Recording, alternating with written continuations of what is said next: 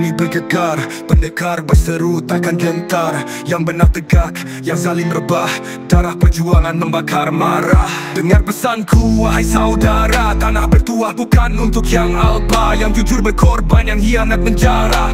Tapi pendekar takkan menyerah. Teguh kata bukan sekadar suara, janji dipegang, maruah dijaga. Biar parang berkilat di sisi suaraku, lebih tajam dari belati. Pada disanggah, dusta bermaharaja lela. Yang benar dihimpit, yang palsu dijulang. Tapi langit tak selamanya kelam, kebenaran pasti menjulang. Terapung di arus takkan tenggelam, jujur menyala dalam gelita malam. Purnama terlindung tapi tetap menyala, suara pendekar takkan tergugah.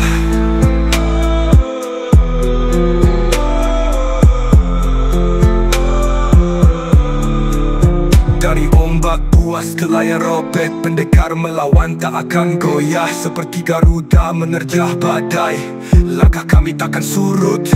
Bukan sembah untuk menyerah, bukan tunduk untuk rebah. Yang berkata benar dikunci bicara, tapi suaranya terus menyala. Serigala menari di singgasana, menipu dunia, menjarah harta. Namun angin sejarah takkan lupa, pendekar bangkit musuh binasa. Terapung di arus takkan tenggelam, jujur menyala dalam gelita malam. Purnama terlindung tapi tetap menyala, suara pendekar takkan tergugah.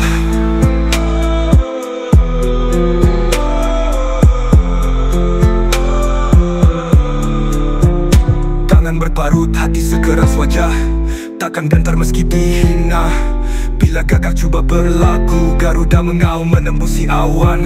Perahu kecil di badai ganas, tetap melaju ke tanah warisan.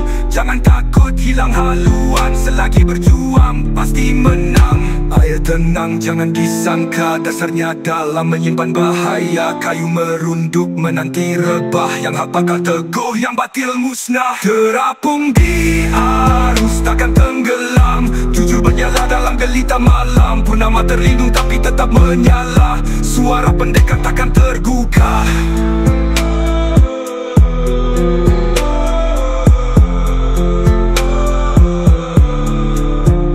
Langit bergetar, bumi bergegar, pendekar berseru takkan gentar.